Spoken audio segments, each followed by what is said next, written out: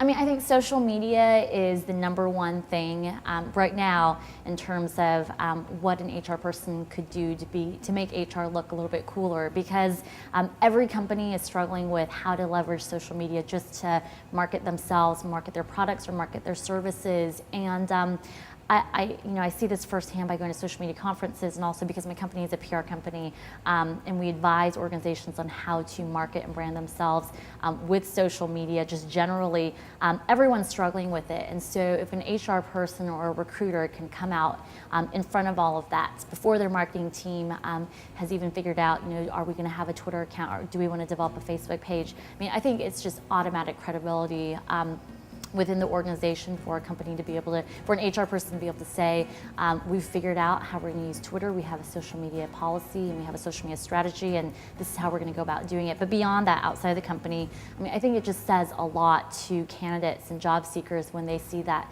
a company has a presence on Facebook or has a presence on Twitter.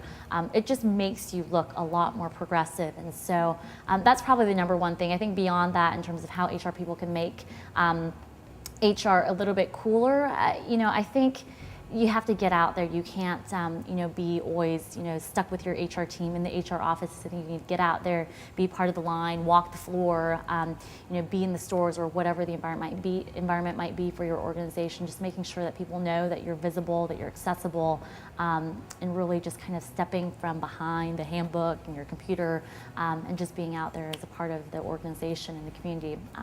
Those are probably the biggest things.